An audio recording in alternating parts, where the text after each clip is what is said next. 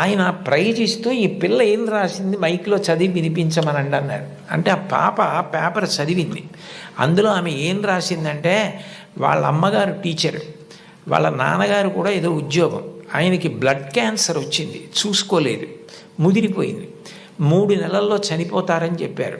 ఆయన తన భార్య దగ్గరికి వెళ్ళి అడిగింది ఏంటంటే, ఈ 3 నెలలు నేను చనిపోతానన్న విషయం పిల్లలకి చెప్పద్దు, వాళ్ళు ఏడిస్తే నేను చూడలేను, నేను చనిపోయాక వాళ్ళు ఎటు ఏడుస్తారు, అప్పుడు నేను ఆపలేను, నేను బ్రతికుండగా వాళ్ళు ఏడవడం నేను చూడలేను, కాబట్టి నేను చనిపోతాను 3 నెలల్లో అన్న విషయాన్ని మాత్రం నా పిల్లలకి చెప్పొద్దని రాత్రింబవళ్ళు హక్కున చేర్చుకొని మా భవిష్యత్తు కోసం ఇంకా కష్టపడి అంత జాగ్రత్తగా వ్యవస్థ చేసి 3 నెలల తర్వాత ఆయన మరణిస్తారని తెలిసి చిట్ట చివరి కాలంలో ముగ్గురిని దగ్గర పెట్టుకుని చెప్పకుండా అంత ప్రేమ చూపించి కన్నుల నీరు కారుస్తూ ముగ్గురి వంక గుడ్లు తిప్పుతూ ప్రాణం వదిలేశారు ఆయన. తండ్రి అంటే అది, అంతటి త్యాగశీలి మా నాన్న. ఇది నాకు తెలిసున్న తండ్రి, ఇంతకన్నా తండ్రి గురించి చెప్పడం నాకు రాదని రాసింది ఆ అమ్మాయి. ఆ అమ్మాయికి ఫస్ట్ ప్రైజ్ ఇచ్చాం. తండ్రి అంటే అంత గొప్పవాడు, మీకోసం ఏ త్యాగం చేయడానికైనా సిద్ధంగా ఉంటాడు. అబ్రహాం లింకన్ గారు అమెరికాకి అధ్యక్షుడైన తర్వాత మొట్టమొదటిసారి సినేట్లో సభ ఏర్పాటు చేసి పారిశ్రామికవేత్తల్ని, ధనవంతుల్ని అందరినీ పిలిచి దేశాభివృద్ధి కొరకు వారు విరివిగా పెట్టుబడులు పెట్టవలసిన అవసరం గురించి ప్రసంగం చేస్తున్నారు. లోకంలో ఎప్పుడూ అసూయ, పక్షపాతం, సంకుచితత్వం ఇవి కూడా ఉంటాయి, వెలుగుతో పాటే చీకటి. అందులో ఒక ధనవంతుడికి అసూయ కలిగింది. ఇంత పేదవాడు ఈయన అమెరికా అధ్యక్షుడవడం ఏమిటని అకస్మాత్తుగా సభలో లేచి నిలబడి, లింకన్, అదృష్టం కలిసి వచ్చి ఇవాళ అమెరికా అధ్యక్షుడు అయ్యావు, నేను వేసుకున్న ఈ బూటు మీ నాన్నగారు కుట్టింది అని బూటు చూపించాడు. అందరూ ఆశ్చర్యపోయారు. అబ్రహాం లింకన్ కూడా హతాశుడయ్యారు ఒక్క నిమిషం. కానీ వెంటనే ఆయన తేరుకుని తాను కూర్చున్న కుర్చీలోంచి లేచి నిలబడి ముకుళిత హస్తాలతో ఆ పారిశ్రామికవేత్తకి నమస్కారం చేసి, మీరు నాకు మహోపకారం చేశారు, ఇంత కష్టపడి పెంచి మా నాన్నగారు పెద్ద చేసి ఉండకపోతే ఇవాళ నేను అమెరికా అధ్యక్షుడిని అయ్యేవాడిని కాను, నేనే స్మరించవలసింది మా నాన్నగారిని, నేను స్మరించకపోయినా మీరు గుర్తు చేశారు. నిజమే, మా నాన్నగారు బూట్లు కుట్టేవారు, నాకు కూడా నేర్పారు బూట్లు కుట్టడం, చెప్పులు కుట్టడం. ఎప్పుడైనా మీ బూటు మీకు వదులైపోతే నాకొక్క ఫోన్ చేయండి, నేను అమెరికా అధ్యక్షుడినైనా ఆయన కొడుకుని, ఆయన కుట్టిన బూటుకి మరమ్మత్తు చేయడం నా అదృష్టంగా భావించి మీ ఇంటికి వచ్చి మరమ్మత్తు చేసి వెడతాను, అది నా తండ్రికి నేను ఇవ్వగలిగిన కితాబ్ అన్నారు. సభ అంతా కరతాళ ధ్వనులు మారిమోగిపోయింది. అది తండ్రికి అబ్రహాం లింకన్ ఇచ్చిన గౌరవం. తండ్రి పేరు చెప్పేటప్పటికి ఎంతటి మహితాత్ములు కూడా అంతటి మర్యాద, అంతటి గౌరవాన్ని చూపించారు. లతా మంగేష్కర్ గారు వ్రాసుకున్నటువంటి ఆవిడ జీవిత సంబంధించిన విషయాలు, ఆవిడ జీవితంలో జరిగిన అద్భుతాలతో కూడిన పుస్తకం ఒకటి ఉంది, దాన్ని తెలుగు చేత చేశారు ఈ మధ్య. ఆ పుస్తకం మీరు చదివితే అందులో మీకు ఒక ఆశ్చర్యకరమైన సంఘటన కనపడుతుంది. ఆవిడ చాలా చిన్నతనంలోనే వాళ్ళ నాన్నగారు దీననాథ మంగేష్కర్ వారు ఆవిడికి హిందుస్థానీ సంగీతం నేర్పారు. తండ్రి గారి దగ్గరే నేర్చుకున్నారు సంగీతం. చాలా చిన్న పిల్లప్పుడే ఆవిడికి ప్రథమ బహుమతి వచ్చింది పిల్లల్లో. దిల్ రుబా అని సంగీత పరికరాన్ని ఆవిడికి ఆ రోజుల్లో బహుమానంగా ఇచ్చారు. ఆవిడ ఎంతో అపూర్వంగా తెచ్చి పిల్లకి మొట్టమొదట వచ్చిన బహుమానం కాబట్టి ఇంట్లో పెట్టుకుని దాన్ని అత్యంత విలువగా చూస్తూ ఉండేవారు. ఒక రోజున ఇంట్లో ఎలక ప్రవేశించి బట్టలు అవి కొట్టేస్తోంది. ఆ ఎలక ఒక చోట నిలబడి కనపడింది. వాళ్ళ నాన్నగారు ఆ ఎలకని చంపుదామని చేతికి ఆ దిల్ రుబా అన్న వాద్య పరికరం దొరికితే అది తీసి ఎలకని కొట్టారు. ఆ ఎలక్కి దెబ్బ తగిలింది, పడిపోయింది. కానీ ఈ దిల్ రుబా అన్న సంగీత పరికరం విరిగిపోయింది. ఈ పిల్ల ఏడుపు మొదలుపెట్టింది. లతా మంగేష్కర్, నాకు వచ్చిన మొదటి బహుమతి ఈ పరికరం, మీరు విసిరేశారు ఎలక మీదకి, విరిగిపోయిందని.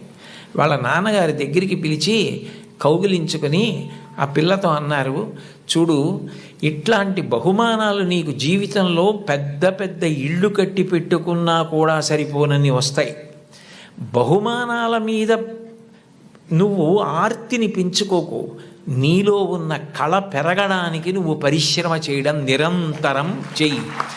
నీ కళని పెంచుకోవడం మీద ఆర్తి నీకు నిలబడితే నీ వెంట ఇట్లాంటి బహుమానాలు పరుగులు పెడతాయన్నారు. భారతరత్న వచ్చిన తరువాత, పద్మవిభూషణ్ వచ్చిన తరువాత వాళ్ళ అమ్మగారు ఆహా అన్నప్పుడు ఆవిడ సభలో ఈ విషయం చెప్పారు. వాళ్ళ నాన్నగారిని గుర్తు చేసుకొని, మా నాన్నగారు చెప్పిన ఆ మాట నన్ను జీవితంలో నిలబెట్టిందని 2 సంఘటనలు చెప్పారు ఆవిడ. 2 అణాల నాణ్యం ఉండేది ఆ రోజుల్లో. ఆ 2 అణాల నాణ్యం, చల్లని నాణ్యం ఒకటి ఇంట్లో ఉంది, ఓ పక్కన పడేసి, ఓ పిల్లాడు నేను మారుస్తాను ఈ నాణ్యం అని దుకాణానికి పట్టుకెళ్ళి ఏదో వస్తువులు అడిగితే ఆ చిల్లర నాణ్యం చూసి ఆ సరుకులమ్మే వ్యక్తి ఇది చల్లని నాణ్యం అవతల పోవని పంపించేశాడు. లతా మంగేష్కర్ చిన్నపిల్ల గౌన్లు వేసుకొని తిరుగుతున్న రోజులు, నేను చూడు వెళ్ళి విజయం సాధించి సరుకులు పట్టుకొస్తానని పరిగెత్తికెళ్ళి గల్లా పెట్టెని ఉండేది, అది పెట్టే తెరవక్కర్లేదు, కన్న ఉండేది, అందులోంచి నాణ్యాలు పడేసేవారు పూర్వం.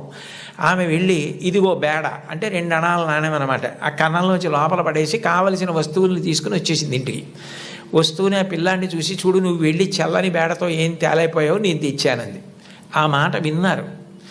విని లోపల నుంచి బయటికి వచ్చి, దీననాథ్ మంగేష్కర్ నువ్వు నీ గొప్ప కాదు, నువ్వు నా కూతురువని మీ పెట్టెలో పడేశాను ఇవ్వండి అంటే తీసి చూడకుండా వస్తువులు ఇచ్చేశాడు. కానీ ఇవాళ సాయంకాలం ఆయన డబ్బులు లెక్క పెట్టుకుంటాడు. చల్లని బేడ దొరుకుతుంది, గుర్తు పట్టచ్చు పట్టకపోవచ్చు. నువ్వు ఇలా మోసం చేయడం ఈ వయస్సులో నేర్చుకుంటే నీ జీవితం ఎలా వృద్ధిలోకి వస్తుంది, నువ్వు ఎట్లా బాగుపడతావు? ఈసారికి నీకు చిన్నతనం కలిగితే కలిగింది, నీకు ఇంకొక బేడ ఇస్తాను, ఈ బేడ పట్టుకెళ్ళి నువ్వు ఆయనకి ఇచ్చేసి, అయ్యా నేను మిమ్మల్ని మోసం చేశాను, మీ గళ్ళాపెట్టెలో వేసింది సరి అయిన బేడ కాదు, నేను తప్పు చేశాను, ఇంకెప్పుడు ఇట్లాంటి పని చేయను, నా తండ్రికి అగౌరవం తేను, మా నాన్నగారికి ఈ విషయం తెలియదు, నన్ను మందలించి పంపారు అని చెప్పి వెళ్ళి ఇచ్చేసి వచ్చేసేయండి. ఆమె ఆ నాణ్యం పట్టుకెళ్ళి ఇచ్చేసి క్షమాపణ చెప్పి వచ్చేశారు. ఆ సంఘటన నా జీవితాంతం నాకు జ్ఞాపకం ఉండిపోయింది. ఆ పైన నా జీవితంలో నేను ఎప్పుడు ఎవరిని మోసం చేయడానికి ఇష్టపడలేదు, మా నాన్నగారి ముఖం ఆయన మాట గుర్తొచ్చింది అని చెప్పుకుంది ఆవిడ. తండ్రి మాట పిల్లల్ని చిక్కుతుంది, తండ్రి మాట పెడచెవిన పెట్టకండి. తండ్రి గారు మిమ్మల్ని ప్రేమగా పిలిచి చెప్పినా, కోపంగా చెప్పినా, తండ్రి యొక్క వ్యధ ఆయన హృదయంలో మీరు పాడైపోకూడదన్న ఆర్తి ఉంటుంది తప్ప మిమ్మల్ని ఏదో దండించాలనేటటువంటి తాపత్రయం ఉండదు. తండ్రి మిమ్మల్ని ఎప్పుడు ఏ మాట అన్నా దాన్ని ప్రేమతో, నాన్నగారు తప్ప ఎవరంటారు ఇట్లా, ఆయనకి తప్ప అధికారం ఎవరికి ఉంది, మా అమ్మకి తప్ప ఎవరికి ఉంది అధికారం అని మీ అమ్మగారి మాట, నాన్నగారి మాట వినడం మీరు నేర్చుకోండి. మీకు తెలియకుండానే మీకు నైతిక విలువలు చాలా అలవాటు అవుతాయి. ఎందుకంటే మీరు పాడయ్యే మాటలు, మీరు పాటించకూడని మాటలు మీ తల్లిదండ్రులు మీకు ఎప్పుడూ చెప్పరు. కుటుంబ విలువల్లో మీరు తప్పకుండా గమనించవలసినది, తల్లి తండ్రి ఎంత గొప్పవాళ్ళో మీ తోబుట్టువులు కూడా అంతే గొప్పవాళ్ళు. మీ కన్నా ముందు పుట్టిన అన్నని గౌరవించాలి, మీకన్నా వెనక పుట్టిన వాళ్ళని మీరు అంత ప్రేమించగలగాలి. ఒక్కొక్క వ్యక్తి యొక్క జీవితం చెక్కబడడానికి కారణం ఒక్కొక్కసారి తోబుట్టువులు అవుతారు. Playing it in my way అని సచిన్ టెండూల్కర్ ఒక పుస్తకం రాశారు. మీరందరికీ పిల్లలు కాబట్టి మీకు బహుశా సచిన్ టెండూల్కర్ గారు అంటే చాలా ప్రీతి ఉంటుంది. మీరు ఆయన రాసిన పుస్తకం చదివారేమో అని నేను అనుకుంటున్నాను, కొంతమంది పిల్లలైనా. అందులో ఆయన ఒక విషయం రాశారు. ఆయన చిన్నతనంలో ఆ రోజుల్లో అచ్రేకర్ గారిని క్రికెట్లో ఆయన దగ్గర నేర్చుకోవడం అంటే చాలా గొప్ప.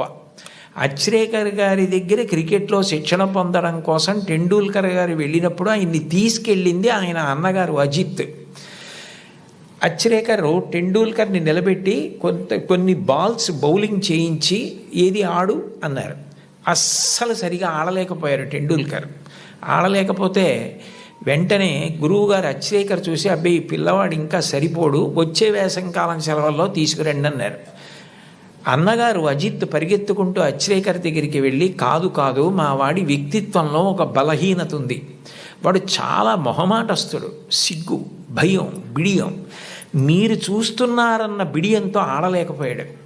మీరు సరే నువ్వు కాసేపు ఆడుతుండు నాకు పనుంది అని దయచేసి మీరు కొంచెం దూరంగా వెళ్ళిపోయి మా వాడి ఆట తీరు పరిశీలించండి, అప్పుడు మీకు నచ్చకపోతే మా వాడిని తీసుకోవద్దన్నారు.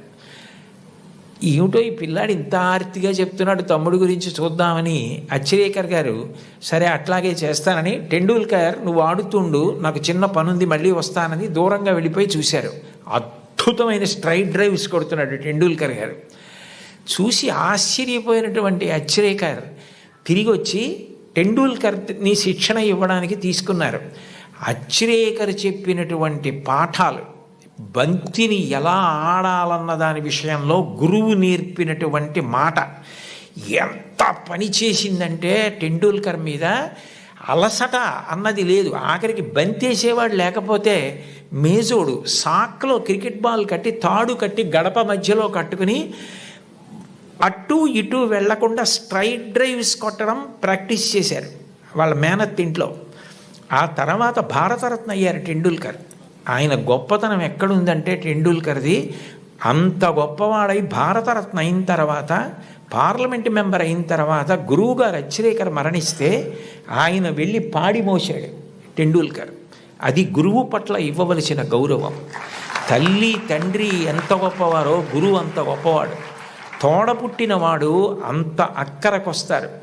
జీవితంలో తోడపుట్టిన వాళ్ళన్న వాళ్ళు మాత్రం వాళ్ళే. ఎక్కడికి వెళ్ళినా స్నేహితులు దొరకచ్చు, ఎక్కడికి వెళ్ళినా బంధువులు ఉండొచ్చు. దేశే దేశే కళత్రాణి దేశే దేశే చ బాంధవాహ తంతు దేశం నపశ్యామి ఎత్ర భ్రాత సహోదర అంటాడు రామాయణంలో రాముడు. ఎక్కడికి వెళ్ళినా బంధువులు స్నేహితులు దొరకచ్చు, కానీ తోడపుట్టిన వాళ్ళన్న వాళ్ళు మాత్రం ఆ జన్మకి వాళ్ళే. వాళ్ళని ప్రేమించడం, వాళ్ళతో దెబ్బలాడకపోవడం, వాళ్ళతో ప్రేమభావనతో ఉండడం, వాళ్ళతో గౌరవంగా ఉండడం. చెల్లిని తమ్ముణ్ణి మార్గదర్శనం చేసి సచిన్ టెండూల్కర్కి అజిత్ చేసినట్టు చక్కగా వృద్ధిలోకి రావడం తెలుసుకోండి. అంతవరకు ఎందుకు అంటే ఒక్కొక్క విషయం తీసుకునేటప్పటికీ నాకు ఏవేవో జ్ఞాపకానికి వచ్చేస్తుంటాయి. అబ్దుల్ కలాం గారే వింగ్స్ ఆఫ్ ఫైర్లో ఒక చోట రాసుకున్నారు, ఆయనకి కోరిక తపన ఎట్లాగైనా మెడ్రాస్ ఇన్స్టిట్యూట్ ఆఫ్ టెక్నాలజీలో ఏరోనాటికల్ ఇంజనీరింగ్ చదవాలని. సీట్ వచ్చింది. 1000 రూపాయలు కట్టాలి. ఆ రోజుల్లో 1000 రూపాయలు లేవు, నాన్నగారికి ఇచ్చే పరిస్థితి లేదు, ఆయన కలలు నెరవేరే అవకాశం లేదు. అటువంటప్పుడు ఆయన తోబుట్టువు జోహ్రా అనుకుంటాను, నేను చాలా రోజులైంది చదివి. ఆ జోహ్రా ఆయన తోబుట్టువు ఆమె చేతి గాజులు గొలుసులు తాకట్టు పెట్టి తీసుకొచ్చి కలాం గారికి ఇచ్చి నువ్వు చదువుకో అంది. కలాం గారు ఆనంద భాష్పాలతో ప్రతిజ్ఞ చేశారు, స్కాలర్షిప్ సంపాదించి నేను నీ నగలు కుదువ నుంచి విడిపించి మళ్ళీ నీకు తీసుకొచ్చి ఇచ్చేస్తాను చెల్లి అని చెప్పి, అక్క అని చెప్పి ఆయన వెళ్ళి చదువుకుని ఎంత గొప్పవారయ్యారో మీకు అందరికీ తెలుసు. తోబుట్టువులు అంత గొప్పగా ఆదుకుంటారు. తోబుట్టువులను నిర్లక్ష్యం చేయడం, మా అన్నయ్యతో నాకు మాటలు లేవండి, మా తమ్ముడితో నాకు మాటలు లేవండి, మా అక్కతో నాకు మాటలు లేవండి, ఈ మాట అనడం చాలా దారుణం. నీ తోడబుట్టిన వాడితోటే నువ్వు సర్దుకోవడం చేత కాని వాడివి సమాజంలో ఎవరితో సర్దుకుంటావు, ఎవరితో శాశ్వతంగా స్నేహాన్ని నెరపగలుగుతావు, నిన్నెవరు నమ్ముతారు? ఎంతమంది వచ్చినా నీ తోబుట్టువులు నీ ఇంటికి రాకపోతే ఏమిటో ఆయన ఊరందరికీ చెప్తారు కానండి, వాళ్ళ తమ్ముడే వాళ్ళ ఇంటికి రాడు, వాళ్ళ అన్నయ్యే వాళ్ళ ఇంటికి రాడు అంటారు. విలితి ప్రసంగం అవుతుంది. తోబుట్టువులతో సఖ్యత ఎప్పుడూ పాటించాలి. ఘర్షణ అన్నది ఉంటుంది. ఒక్కొక్కటి మనకిష్టమైంది తమ్ముడికి ఇష్టం లేకపోవచ్చు. ఏది ఇష్టం లేదో దాన్ని పరిహరించండి. ప్రేమగా ఉండడం, ప్రేమ పంచడం, అందరితో కలిసిమెలిసి ఉండడం బాగా నేర్చుకోండి. కుటుంబంలో మీరు ఏది నేర్చుకున్నారో అదే ముందుకొచ్చి పెద్దదవుతుంది సమాజంలో. కుటుంబంలో పెద్దవాళ్ళు తల్లిదండ్రులు ఉంటారు, సమానులు ఉంటారు, కింద చెల్లెళ్ళు ఉంటారు, తమ్ముళ్ళు ఉంటారు. మీరు దాన్ని పెంచితే, ఆ గది గోడలు పెంచితే అదే సమాజం. మీరు సమాజంలోకి వచ్చారనుకోండి, మీకన్నా బాగా చదువుకునే వాళ్ళు ఉంటారు. మీకన్నా బాగా చదువుకునే వాళ్ళని చూసి మీరు అసూయ పడకూడదు. వీళ్ళు ఎంత కష్టపడితే నాకన్నా ఇన్ని మార్కులు సంపాదించగలిగారు, కాబట్టి నేను కూడా కష్టపడతాను, కష్టపడి వీళ్లతో సమాన స్థాయిని పొందుతానని వాళ్ళని గౌరవించడం నేర్చుకోండి. మీతో సమానంగా మార్కులు వచ్చేవాళ్ళు ఉంటారు, నాతో సమానుడు అనకండి, అఫీషియల్ లాంగ్వేజ్లో మై ఈక్వలెంట్ కౌంటర్ పార్ట్ అంటుంటారు. అలా ఉదాసీన భావం పొందకండి. నాతో సమానుడంటే నేను ఎంత కష్టపడితే నాకు ఈ మార్కులు వచ్చాయి, అతను కూడా అంత కష్టపడితే కదా వచ్చాయి, కాబట్టి ఇతన్ని నేను గౌరవించాలని ప్రేమించండి. మీకన్నా తక్కువ వాళ్ళు ఎప్పుడన్నా కనపడ్డారనుకోండి, సమాజంలో మనకన్నా కింద ఉన్నవాడు, మనకన్నా పైన ఉన్నవాడు, మనకన్నా సమానుడు కనపడకుండా ఉండడు. ఈ ముగ్గురు కనపడి తీరుతారు మీకు. మీకన్నా చిన్నవాడు కనపడితే మీరు పరిహసించడం, వెటకారం ఆడడం, వాళ్ళని తక్కువ చేసి చూడడం నేర్చుకుంటే అంతకన్నా మానవత్వానికి చేటు ఇంకొకటి లేదు. మనకన్నా ఎవరైనా తక్కువలో కనపడితే వాళ్ళు వృద్ధిలోకి రావాలని మనస్ఫూర్తిగా భగవంతుణ్ణి ప్రార్థించాలి. వాళ్ళు గౌరవింపబడాలి అని కోరుకోవాలి. అంతేకాని తక్కువ చేసి చూడడం అన్నది జీవితంలో ఎప్పుడూ నేర్చుకోకూడదు. నీ తమ్ముడైతే నీ తమ్ముడికి ఒక్క మార్కు తక్కువ వస్తే వాడికి రావాలని ఎలా కోరుకుంటావో, నీ కుటుంబం గదులు ఆ గోడలు పోతే అది పెద్దదైతే అది సమాజం అవుతుంది. నువ్వు ఇంట్లో ఏం నేర్చుకున్నావో అదే రేపు సమాజంలో నువ్వు అమలు చేయగలుగుతావు. నీ ఇంట నీ తల్లిదండ్రుల్ని గౌరవించడం చేత కాకపోతే నీ గురువుని గౌరవించలేవు, నువ్వు ఎవ్వరినీ గౌరవించలేవు, ఎవ్వరిని గారిని సంబోధించలేవు. ఎంతటి మహాత్ముడు కానివ్వండి, ఆయన్ని ఏకవచన ప్రయోగం చేసి వాడు వీడు అని మాట్లాడడం అలవాటవుతుంది. మన ఎదురుగుండా ఉన్నారా లేరా అని కాదు, పెద్దల గురించి మాట్లాడేటప్పుడు గౌరవంగా సంబోధించి మాట్లాడడం, పెద్దల పట్ల మాట్లాడేటప్పుడు మనం అనవసరంగా విమర్శించడం మర్యాద కాదు. వారి పట్ల మనం కృతజ్ఞతతో మర్యాదగా ఉండడం నేర్చుకోవాలన్నది మీరు చిన్నతనంలో తరగతి గదిలో అభ్యాసం చేసినది ఏదుందో రేపు పౌరులైన తర్వాత సమాజంలో మీరు అదే చెయ్యడం కొనసాగింపుగా చేస్తారు. అందుకని మీరు తరగతి గదిని కేవలం పాఠాలు చదువుకోవడానికి మాత్రమే పనికొచ్చేటటువంటి వ్యవస్థగా చూడకండి. సర్వే వేదవిదశూరా, సర్వే లోకహితే రతా, సర్వే జ్ఞానోపసంపన్నా, సర్వే సముదితా గుణై. ఒక్కటి జ్ఞాపకం పెట్టుకోండి, ఏమీ చదువుకోనటువంటి వ్యక్తి చేసినటువంటి నేరం పట్టుకోవడం చాలా తేలిక. ఆరితేరిన గజదొంగ కూడా కంటి చూపు తగ్గితే దొరికిపోతాడు. ఎప్పుడో అప్పుడు దొంగతనాలు చేసే వ్యక్తి దొరుకుతాడు. చాలా బాగా చదువుకుని, గొప్ప ఇంజనీరింగ్ చదువుకుని, ఎంతో విద్య వచ్చిన తరువాత తనకొచ్చినటువంటి గొప్ప విద్యని ఆసరాగా చేసుకొని ఇతరులను మోసం చేసి కోట్లు సంపాదించడానికి అలవాటు పడ్డాడనుకోండి, అతను ప్రపంచంలో ఎక్కడెక్కడో దాగి ఏవేవో చేస్తున్నా అతన్ని పట్టుకోవడానికి పోలీస్ వ్యవస్థ అంతా కష్టపడవలసి వస్తుంది. చదువుకున్నవాడి చదువు దేనికి పనికి రావాలి అంటే సమాజాన్ని ఉద్ధరించడానికి పనికి రావాలి. అంతేకాని చదువుకున్న చదువు సమాజాన్ని పాడు చేయడానికి పనికి రాకూడదు. మీరు ఒక కలెక్టర్ అయితే మీరు కలెక్టర్గా గుర్తుండిపోయేటట్టుగా జిల్లాని పరిపాలించగలగాలి. ఒక్కొక్క కలెక్టర్ అలా జ్ఞాపకం ఉండిపోతారు. సందర్భం వచ్చింది కాబట్టి నేను చెప్తున్నాను. కార్తికేయ మిశ్రా గారని మా జిల్లాకి కలెక్టర్గా వచ్చారు. డొక్కా సీతమ్మ గారి విగ్రహం పెడుతూ ఆయన డొక్కా సీతమ్మ గారి గురించి నేను ప్రసంగాలు చేశానని మా ఇంటికి వచ్చారు. మా ఇంటికి వచ్చి ఆయన వచ్చినప్పుడే నేను మంచినీళ్ళు బయట నుంచి కొని తెచ్చుకుంటుంటే ఆయన చూశారు. ఏం గురువుగారు మీకు మంచినీళ్ళు లేవా అని అడిగారు. అడిగితే నేను అన్నాను, అయ్యా మాకు ఇక్కడ మంచినీళ్ళు లేవండి, ఉప్పు నీళ్ళు వస్తాయి, అందుకని మంచినీళ్ళు కొనుక్కుంటూ ఉంటామన్నాను. మీకేనా ఈ ప్రాంతం అంతానా అన్నారు. ఈ ప్రాంతం అంతా మంచినీళ్ళు లేవండి అన్నాను. ఆయన మీరు నమ్మండి నమ్మకపోండి, ఇప్పుడు కార్తికేయ మిశ్రా గారిని పొగిడితే నాకేదో ఆయన పదవి ఇస్తారనడానికి నేను ఉన్న ఉద్యోగమే పదవి విరమణ చేసేసాను. నాకేం దాని మీద ఆశ లేదు. యథార్థం చెప్పాలి కాబట్టి చెప్తున్నాను. ఆయన హతాశులై సోఫాలో వెనక్కి కూర్చుని నేను జిల్లా కలెక్టర్గా ఉన్న చోట మంచినీళ్ళు లేక ఇంతమంది ఇబ్బంది పడితే నాకు అది అవమానం గురువుగారు, పరమ అవమానం అని వెంటనే ఫోన్ చేసి అధికారులతో మాట్లాడి మీరు నమ్మండి 10 రోజుల్లో ఇళ్ళకి కాదు కొళాయి వేయించుకోలేని వాళ్ళు నీళ్లు పట్టుకోవడానికి కూడా గొట్టాలు వేయించారు. ఇప్పటికే ఆ ప్రాంతం అంతా కార్తికేయ మిశ్రా గారిని తలుచుకుంటారు. అంటే నువ్వు కలెక్టర్ అయితే అలా పేరు తెచ్చుకోగలగాలి, నువ్వు ఒక డాక్టర్ అయితే అంత గొప్ప పేరు తెచ్చుకోగలగాలి. మా ఊళ్ళో డాక్టర్ ఐవి రావు అని ఒక డాక్టర్ గారు ఉన్నారు. ఆ డాక్టర్ గారిని చూస్తే జబ్బులు తగ్గిపోతాయని తెల్లవారుజామున 4 గంటలకు ఆయన కోసం మంచులో వెళ్ళి నిలబడతారు. ఆయన కూడా అలాగే వైద్యం చేస్తారు. వ్యక్తిగత జీవితమే లేదు. నేను అప్పుడప్పుడు అంటుంటాను, డాక్టర్ గారు మీకు సినిమాలకు వెళ్ళాలని ఉంటుందా అని. ఆయన పెద్ద నవ్వు అంటారు, సినిమాకి వెళ్ళిన 2.5 గంటల్లో కోటేశ్వరారు, నేను ఒక్క 10 మందిని వైద్యం చేసి చూసి వాళ్ళు సంతోషంగా వెళ్ళిపోయి వాళ్ళకి ఆరోగ్యం కలిగితే వాళ్ళ పని వాళ్ళు చేసుకుని సంపాదించుకుని బతికితే నాకు అంతకన్నా ఏం కావాలండి.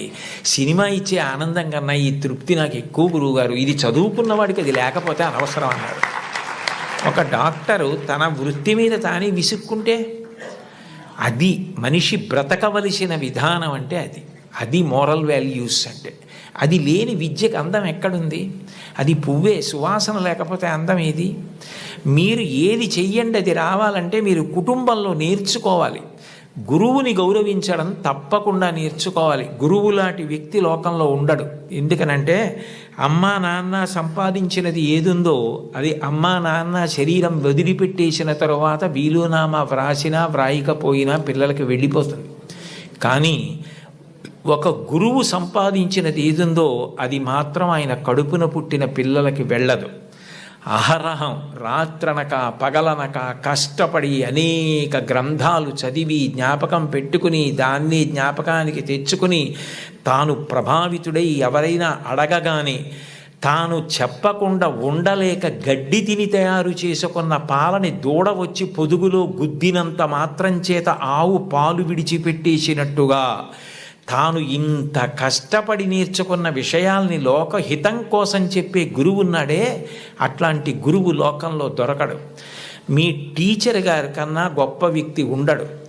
ఒక్కటి గుర్తుపెట్టుకోండి, సర్వేపల్లి రాధాకృష్ణన్ గారికి అంత ప్రీతి పిల్లల మీద ఎందుకు ఏర్పడిందంటే మీరు ఆయన జీవిత చరిత్ర చదవండి. ఆయన మైసూరులో పనిచేస్తున్న రోజుల్లో అశుతోష్ ముఖర్జీ గారని కలకత్తాలో, ఆ రోజుల్లో భారతదేశంలో కలకత్తా విశ్వవిద్యాలయం అంటే చాలా ప్రఖ్యాతి. దానికి వైస్ ఛాన్సలర్గా సర్వేపల్లి రాధాకృష్ణన్ గారిని రమ్మంటే సర్వేపల్లి రాధాకృష్ణన్ గారు అక్కడికి వెళ్ళడానికి సంశయించారు. కొత్త ప్రదేశం, కొత్త భాష అని.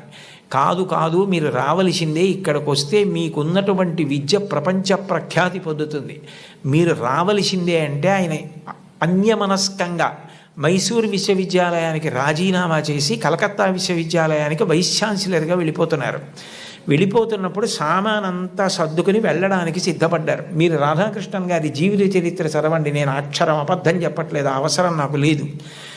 గుర్రబండిలో మైసూర్ రైల్వే స్టేషన్కి వెళ్ళడానికి సర్వేపల్లి రాధాకృష్ణన్ గారు సిద్ధపడుతుంటే పిల్లలందరూ వచ్చి విశ్వవిద్యాలయం నుంచి, మీలాంటి గురువు మాకెక్కడ దొరుకుతాడు, మీరు చెప్పిన పాఠాలతో మేము ఇన్ని విషయాలు నేర్చుకున్నాం, మీరు గుర్రాలు లాగిన బండిలో వెళ్ళడానికి వీల్లేదని వీధులన్నీ మైసూర్ స్టేషన్ వరకు పువ్వులు చల్లి పిల్లలు గుర్రపు బండిని లాగి ఆ దంపతుల్ని కూర్చోపెట్టి మైసూర్ స్టేషన్కి తీసుకెళ్లారు.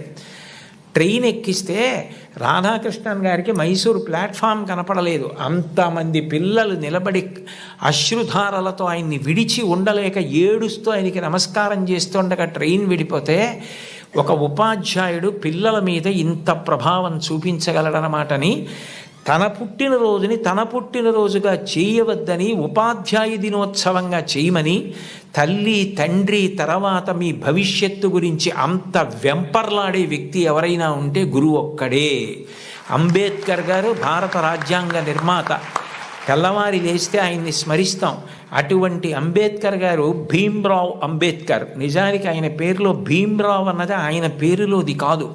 ఆయనకి చిన్నతనంలో ఒక్కొక్కసారి అన్నం తినడానికి ఇబ్బంది కలిగితే ఒక ఉపాధ్యాయుడు తాను తెచ్చుకుని మధ్యాహ్నం తినవలసిన భోజనంలోంచి కొంత భోజనాన్ని అంబేద్కర్ గారికి పెట్టి అంత ప్రేమతో చూశాడు.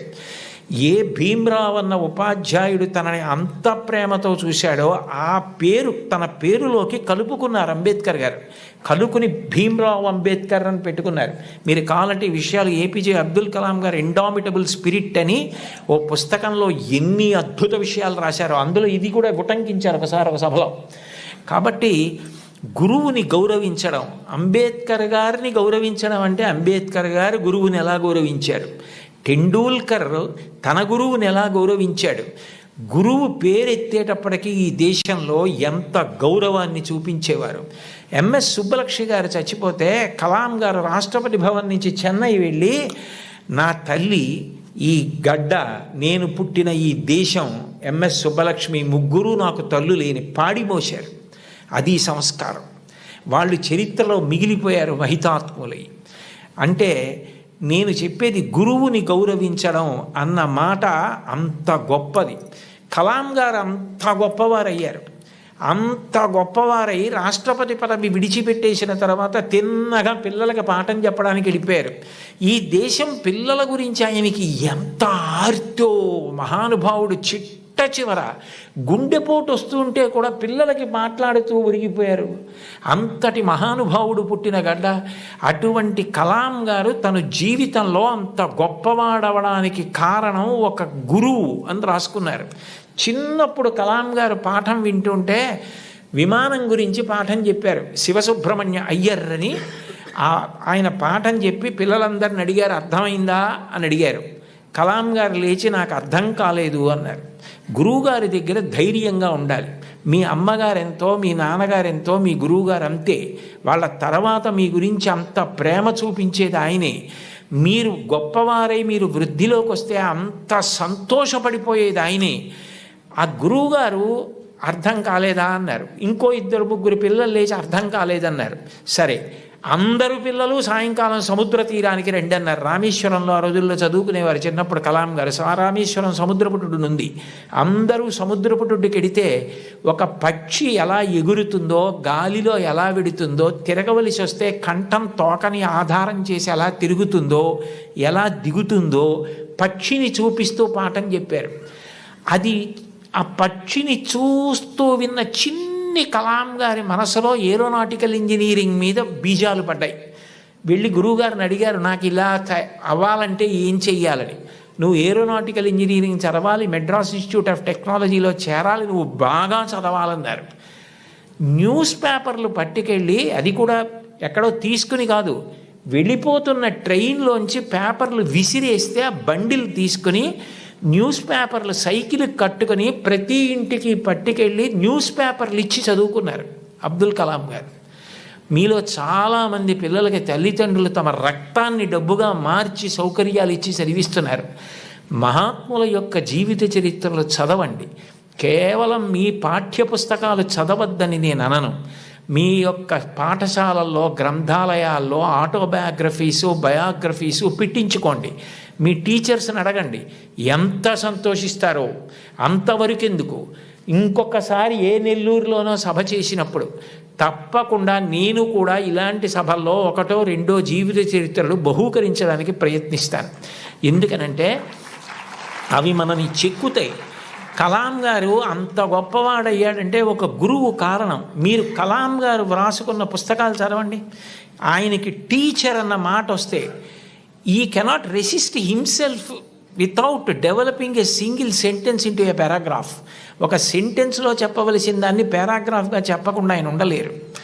ఆయన ఈ లైట్ వెయిట్ భూమికి దగ్గరగా ఎగిరేటటువంటి విమానాన్ని డెవలప్ చేయవలసి వచ్చినప్పుడు సరిగ్గా చేయలేకపోతే కోపం వచ్చి ప్రొఫెసర్ శ్రీనివాసన్ అని శుక్రవారం మధ్యాహ్నం పిలిచి సోమవారం పొద్దున్నకి చూపించకపోతే నీ స్కాలర్షిప్ ఆప్ చేస్తానన్నారు. టిఫిన్ తినలేదు, స్నానం సరిగ్గా చేయలేదు, భోజనం ఏం చేశారో తెలియదు, రాత్రింబవళ్ళు వర్క్ చేశారు. సోమవారం పొద్దున్నే ఆ టెన్నిస్ ఆడుకుని ప్రొఫెసర్ శ్రీనివాసన్ వెళ్ళిపోతూ హాస్టల్ రూమ్లో కలాం ఏం చేస్తున్నాడని తొంగి చూశారు. ఇచ్చిన టైం కన్నా ముందే రాత్రింబవళ్ళు కష్టపడి బోర్డు మీద డయాగ్రామ్ వేసి దానికి సంబంధించిన రిపోర్ట్ తయారు చేసిన కలాంని ఆ అవుట్ఫిట్ తోటే, టెన్నిస్ అవుట్ఫిట్ అంటే టెన్నిస్ ఆడుకోవడానికి వేసుకునే బట్టలు, వాటితోటే వెళ్ళి కౌగిలించుకున్నారు మా గురువుగారు శ్రీనివాసన్ గారు. ఆయన నా భుజాన్ని తట్టి నన్ను ప్రోత్సహించి పడిన ఆనందం నన్ను ఇంత గొప్ప స్థాయికి పెంచి పెద్ద చేసిందని తన టీచర్స్ గురించి ఎంత గొప్పగా రాసుకున్నారో. గురువుల్ని నింద చేయడం, గురువుల్ని విమర్శించడం, గురువుల్ని హాస్య వస్తువులుగా వాడుకోవడం ఈ జాతికి సిగ్గుచేటు. గురువు పేరు చెప్పేటప్పటికీ నేల మీద పడిపోయారు. రామాయణంలో అంతటి రాముడు విశ్వామిత్రుడి పిలిస్తే దగ్గరికి వెళ్ళి నిలబడి ఇమౌస్మ మునిషార్దూల కింకరౌ సముపస్థితౌ ఆజ్ఞాపయ యుధేష్టం వై శాసనం కరవామకిం అన్నాడు. గురువుగారు లోకంలో ఎవరు చెప్పినా సలహా, మీరు చెప్తే మాత్రం ఆజ్ఞ. గురువుగారు చెప్తే ఆజ్ఞ, అందులో నేను తలపెట్టను. ఈ పని చేసి పెడతావా అని ఇప్పుడు అడక్కండి, ఈ పని చెయ్యరా రామా అనండి, నేను మీ కింకరుణ్ణి గురువుగారు అన్నాడు. ఇది ఈ జాతి నేర్పినటువంటి విషయం. మీరు ఏ మహాత్ముణ్ణి తీసుకోండి, టంగుటూరి ప్రకాశం పంతులు గారు జీవిత చరిత్రలో వ్రాసుకున్నారు. డబ్బు కట్టలేక కష్టాలు పడి ఇతర పనులు చేస్తూ రోజు పాఠం వినలేకపోయిన పిల్లల్ని ఆ రోజుల్లో సుందర శివయ్య గారని ఒక హెడ్ మాస్టర్ ఇంటికి తీసుకెళ్ళి కూర్చోపెట్టుకుని పాఠాలు చెప్పి వృద్ధిలోకి తెచ్చారు.